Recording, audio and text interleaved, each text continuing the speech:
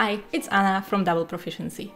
Do you like ghosts, exploring haunted mansions, and a dash of horror? Well, I hope you do. If so, today's episode will be right up your alley. Let me tell you about the Phantom Manor, an adventure you can run in any system and any setting that allows for magic and ghosts. I'm going to start with just an introduction, but this video is supposed to help you run this adventure, so it will be, of course, full of spoilers. I'll let you know where to skip to if you want to keep some things secret from yourself. For now, welcome to the Phantom Manor. The Phantom Manor is an adventure published by Double Proficiency in October 2022. It's written by Jakubowicz and edited and laid out by yours truly. As it happens, I was also the person who got to run it for our group, so I'll be sharing my notes as we go through it. It's a 40-page spooky adventure for characters of any game and level. The player characters receive an opportunity to investigate and claim a haunted mansion for themselves, which can become a home base for the campaign. You can find the adventure on itch.io and DriveThruRPG for just like $750 US. The links are in the description below. They are not affiliate links, but as we wrote and published the adventure, by checking it out you're directly supporting our little indie publishing house. We did our best to make this adventure run straight from the PDF, including drop-down lists and checkboxes to keep track of the adventure as you run it. No need to make a ton of notes, just not to get lost.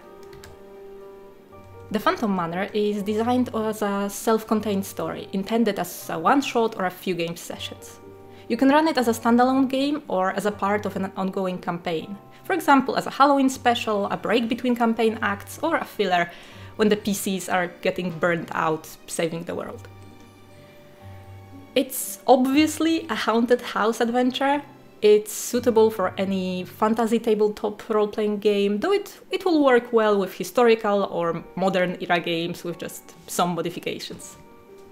This adventure contains everything you need to play except for the basic mechanics, as those will come from the game you're playing.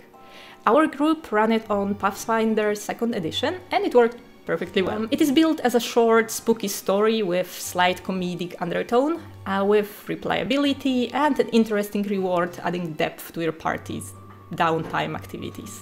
The story's theme is gothic horror, though it doesn't introduce gory or particularly unsettling concepts on its own. It's up to the party and you as the GM to decide how scary you want to make it. The story is presented through visual storytelling and clues left by previous denizens, leaving plenty of narrative room for a game master to fill in to make it suit your storytelling style. That's probably all I can tell you without giving away the plot, so if you want to avoid any spoilers, better jump to this timestamp for some final remarks. Several decades ago, a brilliant magician and scientist called Elspeth Rosebloom built herself a mansion on a haunted ground in the middle of a spirit nexus. She was somewhat of a benevolent necromancer. She befriended stray ghosts, helped them through the nexus, even employed some of them to work in the mansion. She was also an explorer of worlds, and from there came home with many trinkets, magic items, and adopted children. One day, however, Elspeth brought home something else. An evil, malevolent presence, which, unnoticed, began to cause havoc. It started with small pranks and innocuous hauntings, but it eventually caused serious harm. First, some of the children went missing, and then Elspeth herself was driven towards dangerous magics, trying to find them, until she disappeared as well. That left only Elijah Rosebloom, one of the adopted kids, to take care of the house and hope that his family will one day return.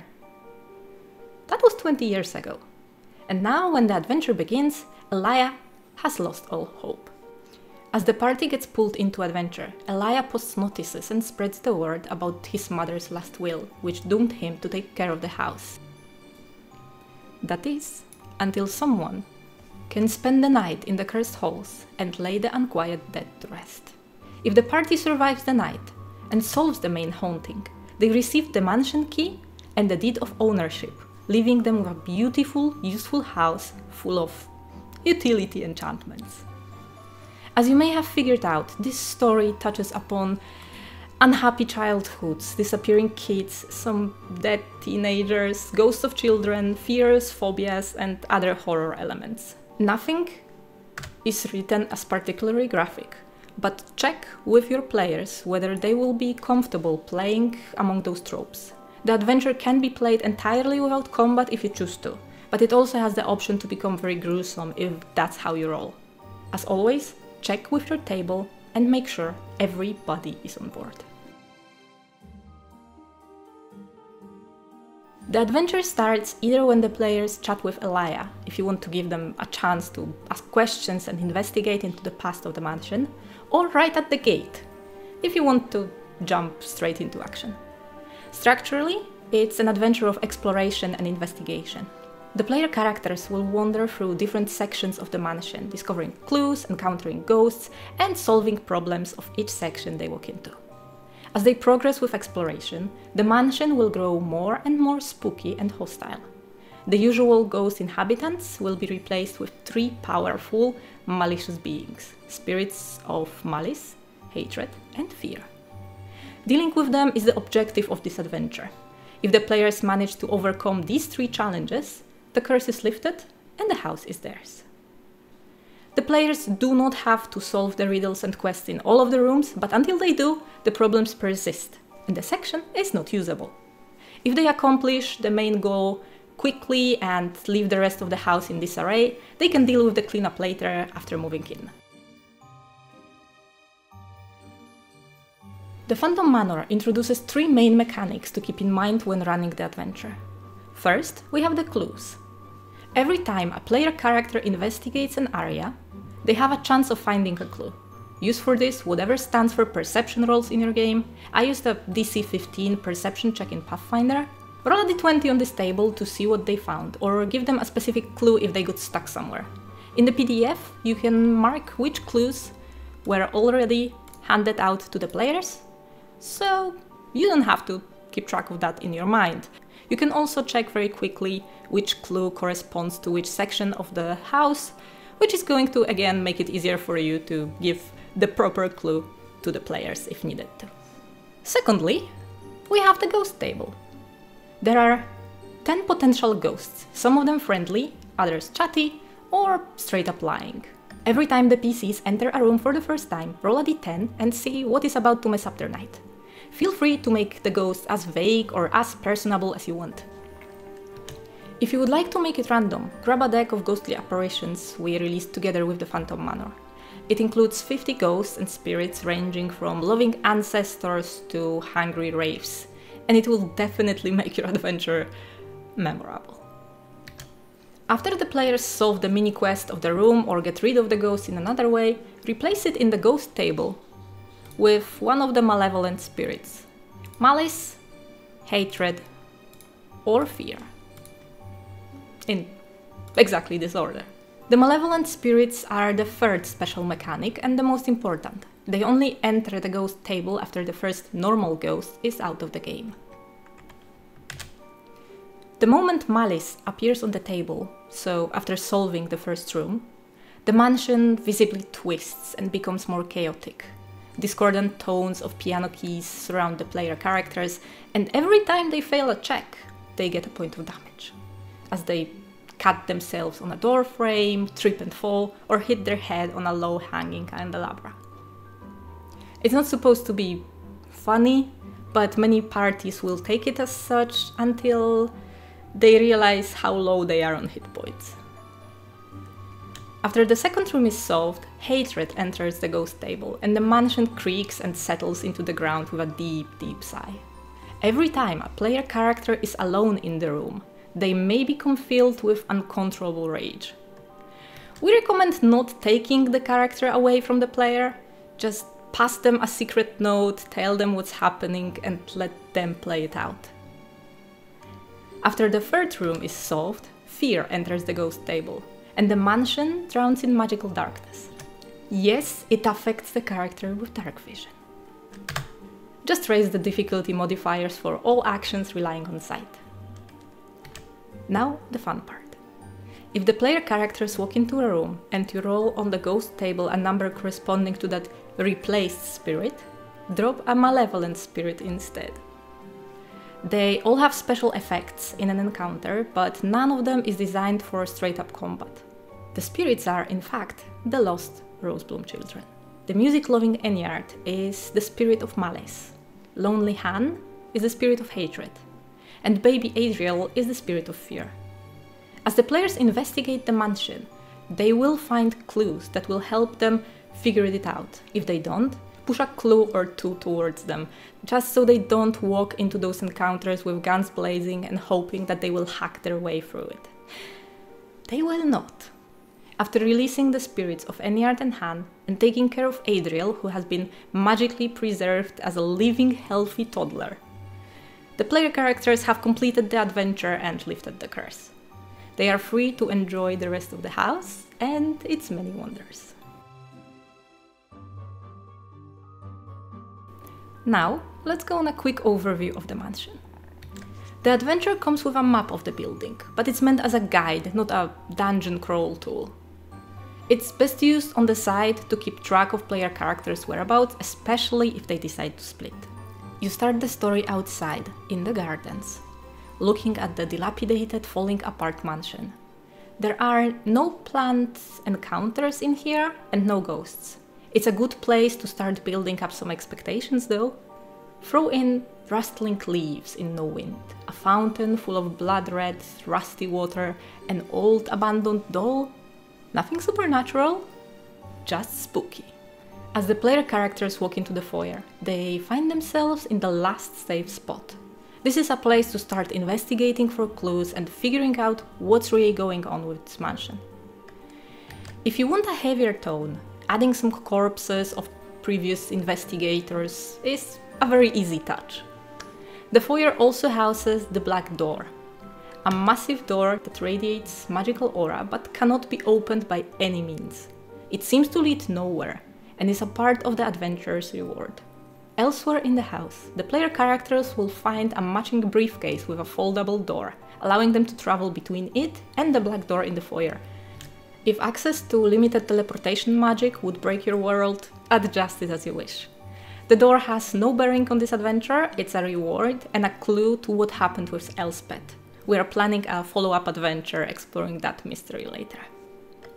From the foyer, the player characters can explore any part of the mansion, walking its endless corridors. It's a good place for a random encounter if you're into those, bothering PCs with some traps or clues. Every time they try to navigate the corridors, call for a survival or navigation roll. If they fail, roll a d10 and put them in the corresponding part of the house. You can easily switch between them in the PDF using tabs on the side. Now, every time the player characters enter any of the following sections for the first time, roll on the ghost table and put the encounter ghost in the drop-down menu, so you don't have to remember it. Let's say we have a spook, which is going to try and scare them out of their minds. Once they do the room's mini-quest, mark it as cleansed and apply any effects mentioned in the rewards section. The quest is explained under the main challenge. The introductory text is ready to be read aloud or paraphrased, however you prefer. We already marked the most important elements of the description, so hopefully it will be easy for you to play out as you go. Also, you can see the relevant clues for each section right here, just in case the players get stuck and you want to nudge them forward. Section 1, the bedrooms, is a royal mess. The challenge here is to clean up the place by putting the beds in correct rooms. This is an opportunity for the players to learn more about the Rosebloom siblings, which will help them tremendously to lift the curse. And in dealing with the malevolent trio. On the sidebar, you have a short description of each sibling and what happened to them. Hopefully that makes it easier to fill in details when players investigate. Section 2, the dining room, is where things get weird. The player characters encounter a decades-old roast, which will try to feed themselves to the party. It can be funny, it can be disturbing, it works best as an encounter run on initiative. The roast can't be defeated by combat, but it can be burned to ashes by throwing it into the fireplace or using fire magic. It can also be eaten, but it deals poison damage. In our game, I used stats of a regular wild boar and it was challenge enough. Section 3, the trophy room, holds a surprise for the PCs. And no, it's not that the taxidermied animals attack them. As the PCs investigate the room, they walk through a diorama, until they notice that they got completely lost in the forest. How they get out is up to them. They can follow the animal tracks, dispel illusions, walk backwards with their eyes closed, whatever works. In our game, I rolled a possession spirit and drew the Hungry One card from the ghostly apparitions. So we ended up with a hunt. One PC, the kindest alchemist in the world, suddenly decided he's hungry and started seeing the rest of his party as food. Hilarity ensued and all ended up in a grapple check to see who gives the best hacks. Section 4 is the training hall. Here the players can arm themselves with magical weapons to fight magical armor suits. This is technically a combat encounter, but as the weapons are a magical counter to the suits and neutralize each other's enchantments, I found it plays more like a positioning and tactics challenge than a fight. Section 5, the library, is your best friend if you want to motivate the players to investigate the whole mansion. Upon opening the door, animated books escape their confinement and hide in various spots in the building. The PCs can track them down by sound, or they can get randomly ambushed by a book casting a fireball at them. Your choice. Place the escaped book in a part of the house where you want to lure the players to. From my experience, they will follow. There are 6 books by default, but if that's too much to keep track of, reduce as needed. Our party ended up adopting some books. Section 6 is the laboratory. One place without an active encounter, just a puzzle that will make your alchemist or scientist character really happy. If there are none in the party, it can be solved through sheer force or simple observation and trial and error, so it's impossible to get really stuck. The laboratory also contains the magic briefcase, which will probably become the main center of attention. It's very probable that finding it might push the player into investigating the black door in the foyer instead of ghosts. So if you prefer to keep the tension high and the focus on the horror elements, maybe have them find the briefcase later after the curse is lifted. Section 7, the greenhouse, contains the only other living inhabitant of the mansion, Biren Rosebloom. Biren was trapped in the greenhouse for decades, with the evil presence keeping him both lost and hidden from his family. He is scared and nearly speechless, and the encounter with him is a chase followed by a conversation to convince him to leave the greenhouse. You can use Biren to deliver pieces of lore to the players, serve as a guide through the mansion, or just provide clues if the players get stuck. However, Biren disappeared right at the start of the whole trouble and has no idea why the house is in the current state of disrepair or what happened to his family. Section 8, the observatory, is a mirror-lined room with complex magical equipment. Here the PCs have to face themselves, but if they do, they receive a powerful tool for current and future investigations in the form of a magical lens and a far-seeing device. Sections 9 and 10 are placed in the basement. Number 9, the workshop, is a frozen, flooded space which ultimately turns into a handy workshop for the player characters. The last room is the kitchen, which is also frozen and creating a survival challenge for the player characters. The freezer at the end of the kitchen is the final resting spot of the only Rosebloom child left unaccounted for, Anareta. Her soul can be put to rest, but that's all we can do for her. That's all of the mansion. Enough stuff to explore over a couple of game sessions. After the night is over, depending on how well the PCs did, they have a couple of potential outcomes, from gaining a very useful house to perishing in the mansion and joining the parade of ghosts. If so, add them to the ghost table for future adventures. Now that you know everything, why should you grab this adventure? First of all, it's fun. We played it over 3 game sessions, so a total of maybe 8-9 hours of play. The PCs still have 2 sections to investigate, but we'll get there. Secondly, it's an adventure that gives your players a home base full of activities and options. No longer will your PCs have to craft items on a countertop of a random tavern.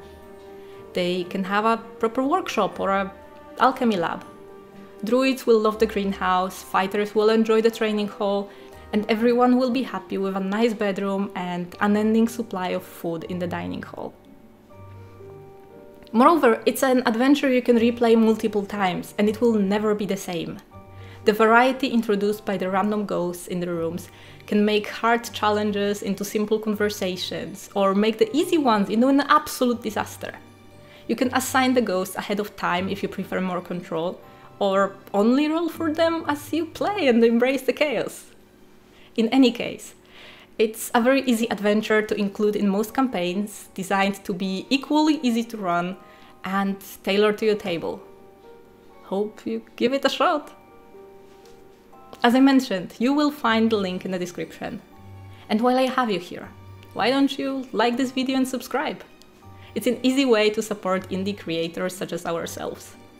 You can also join our Patreon, where each month we release cool tabletop RPG materials such as adventures, encounter decks, supplements, and pages from the books we're currently writing, such as Geologist Primer, my upcoming book on magic metals and minerals. You can see me work on it right here in this cool little video about Jade. Thanks for watching, and I'll see you soon!